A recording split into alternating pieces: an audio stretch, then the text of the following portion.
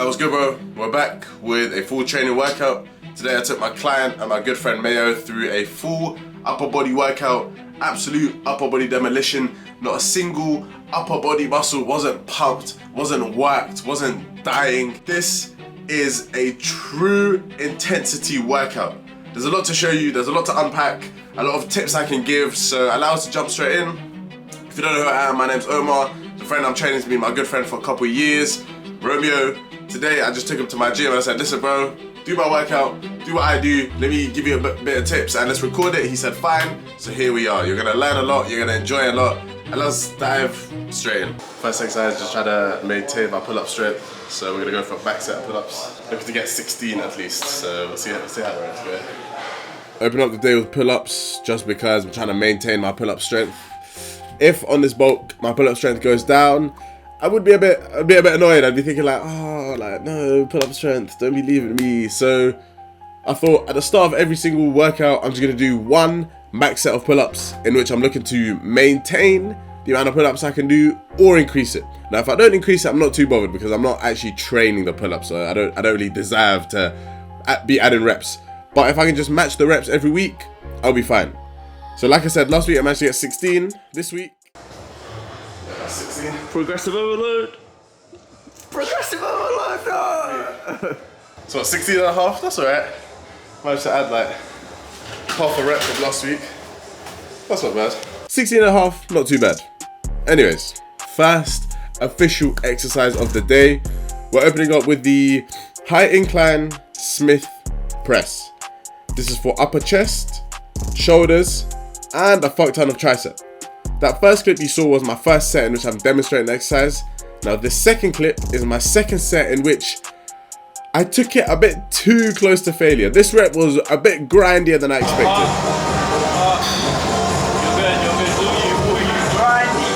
rep. Grindy. Oh, that's you, bro. Oh my god. Oh my god, what just happened? Bro, what the fuck was that? Man, that is true failure. Oh my god. That's good. That shit fried me up. That's good. Did you see that rep, bro? Yeah, that's crazy. That rep was a bit too difficult than what I thought. I wanted to leave maybe one rep in the tank, but I think there I left 0 reps in the tank. So anyways, that clip there was just me explaining and giving him some, coaching points, some teaching points, telling him the basics.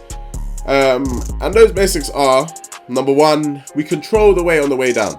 The reps he's doing here are fantastic. Like, these are the best reps I've seen on the high incline Smith press ever.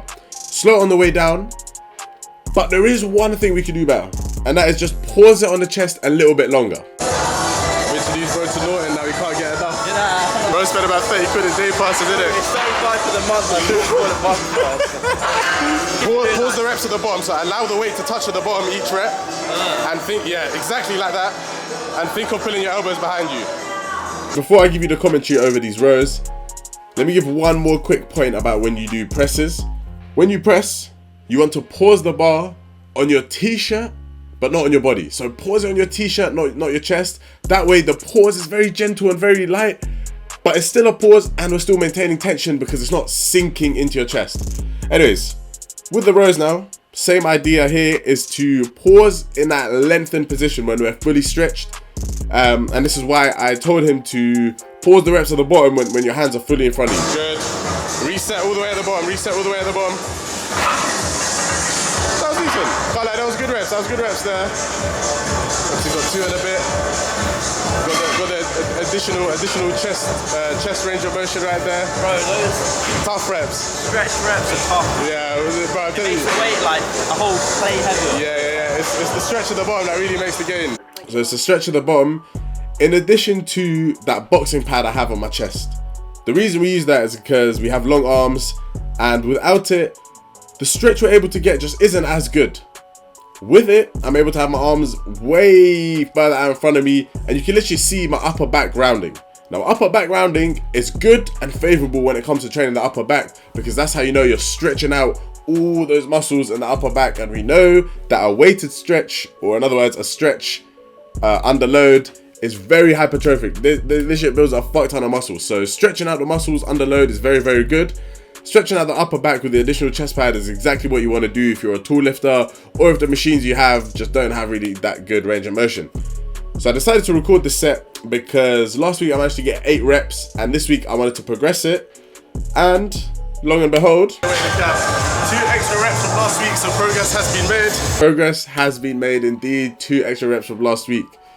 Now we have the cable lateral raises.